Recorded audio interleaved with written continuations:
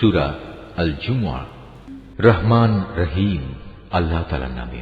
আসমান সমূহ ও জমিনে যা কিছু আছে তা সবই আল্লাহ তাআলার মাহাত্ম্য ঘোষণা করছে।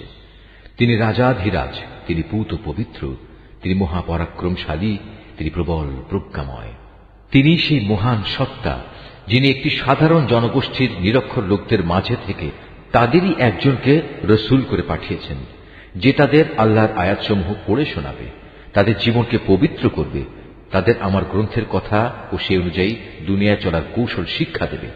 অথচ এই লোকগুলোই রসূল আসার আগে পর্যন্ত এক সুস্পষ্ট গুমরাহিতে নিমজ্জিত ছিল।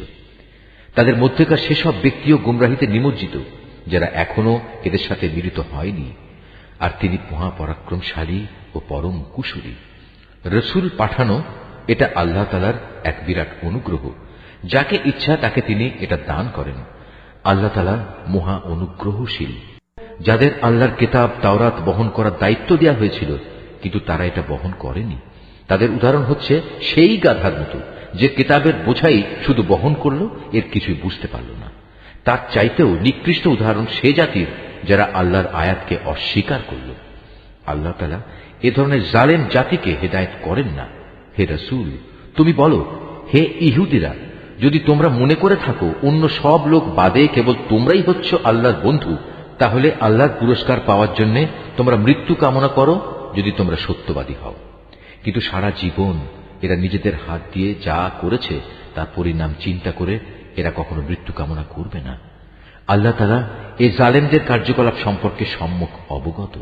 হে নবী, তুমি এদের বলো যে মৃত্যুর কাছ থেকে তোমরা আজ পালিয়ে বেড়াচ্ছ, একদিন কিন্তু তোমাদের সে মৃত্যুর সামনাসামনি হতেই হবে। তারপর তোমাদের সে মহান আল্লাহর দরবারে হাজির করা হবে, যিনি মানুষের দেখা অদেখা যাবতীয় কিছু সম্পর্কেই জ্ঞান রাখেন। অতঃপর তিনি সেদিন তোমাদের সবাইকে বলে দেবেন তোমরা দুনিয়ার জীবনে কি করে এসেছ।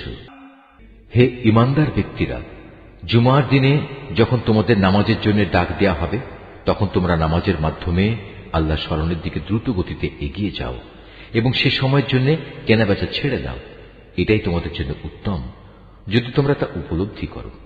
অতঃপর যখন জুমার নামাজ শেষ হয়ে যাবে, তখন তোমরা কাজকর্মে পৃথিবীতে ছড়িয়ে পড়ো এবং আল্লাহর অনুগ্রহ তালাশ করো আর আল্লাহকে বেশি বেশি স্মরণ করো। আশা করা যায় তোমরা সাফল্য লাভ করতে পারবে।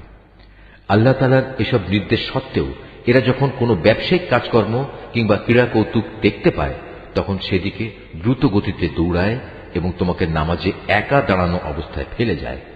তুমি বলো, আল্লাহ তাআলার কাছে যা কিছু রয়েছে তা অবশ্যই খেলাধুলা ও বেচা কেনার চাইতে বহু গুণে উৎকৃষ্ট। মূলত আল্লাহ তাআলাই তার সৃষ্টির সর্বোত্তম রিজিক দাতা।